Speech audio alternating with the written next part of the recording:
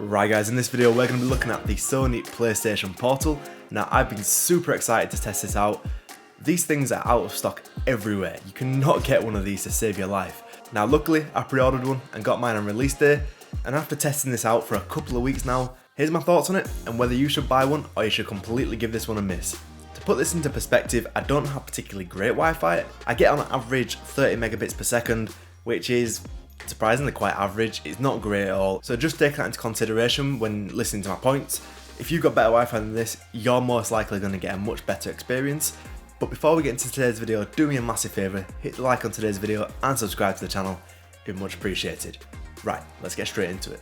In terms of design, this thing is probably as nice as it's going to get in terms of handheld gaming. Comparing the design of the PlayStation Portal to other handhelds I've tested, I've tried the Steam Deck, I've tried the Switch OLED, I've tried the Logitech G Cloud, but by far the most comfiest design is the PlayStation Portal. It's basically just a PS5 controller, chopped in half, with an 8-inch screen in the middle.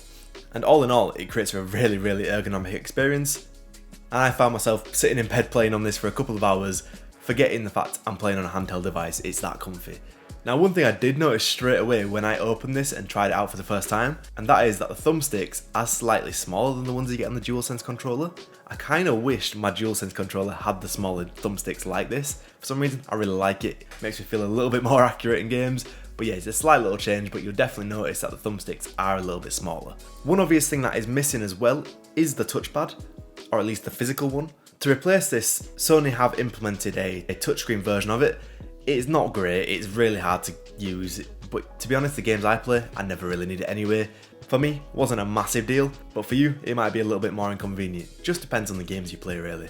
The PlayStation button and the mute button have been put alongside the start and the share button, which is a little awkward to get used to at first.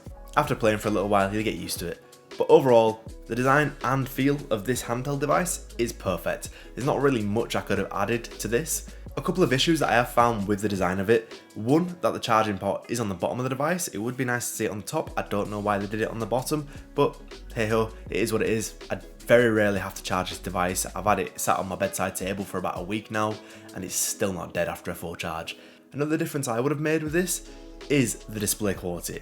Now, before I talk about OLED, this screen is about as close as you can possibly get to an OLED without having an OLED.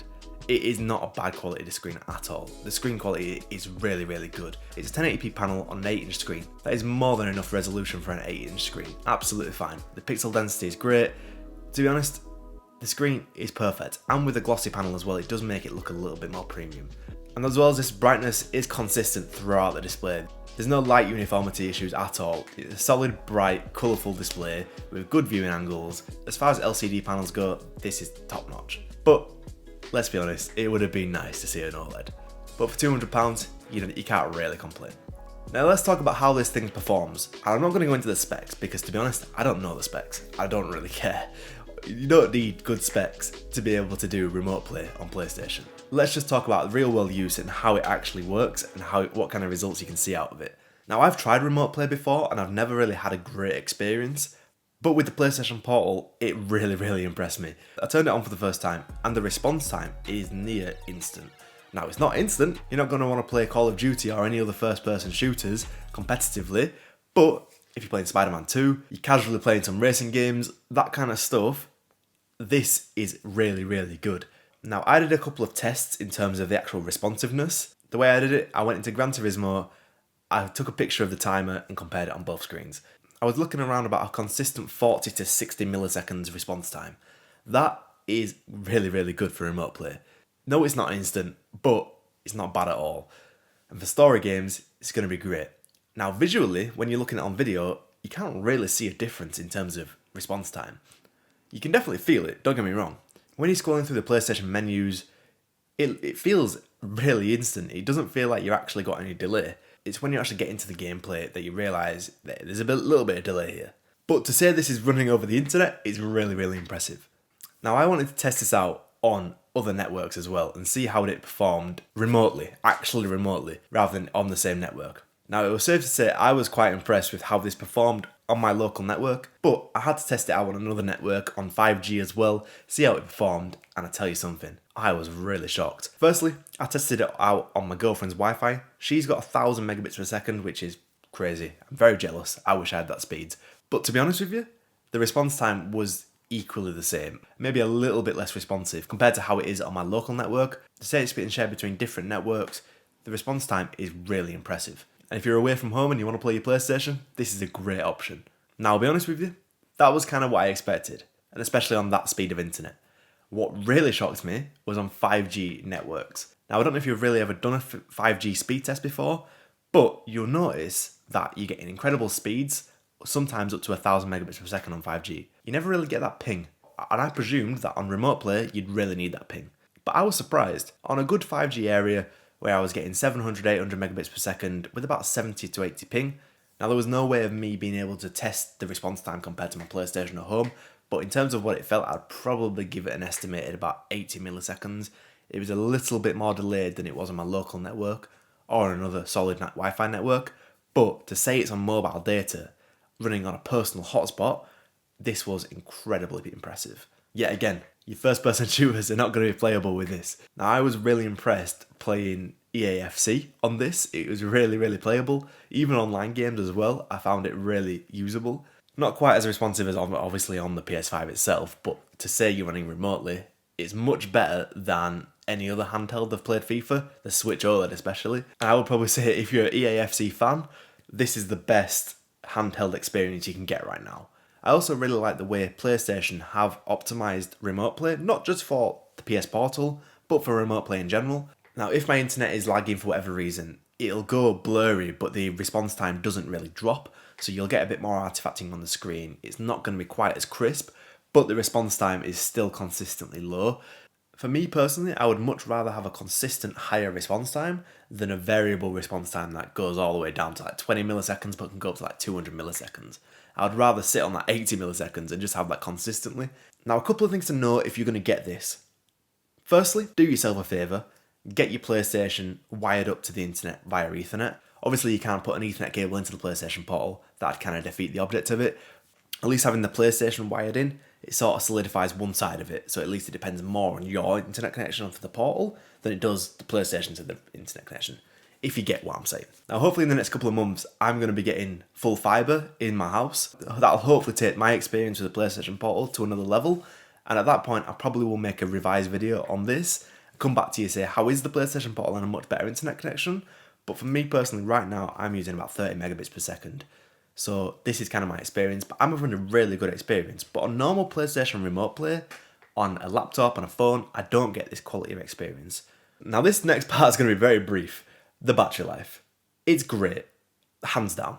It's much better than any other handheld device that runs games locally, for obvious reasons. The PlayStation Portal is just running games remotely, so basically the PlayStation Portal is just watching a YouTube video for 8 hours straight. It is not particularly demanding on it, but that is great in terms of the fact you get great battery life. Also, the PlayStation Portal never really gets hot. In fact, I've never felt it heat up at all, and it is always silent as well.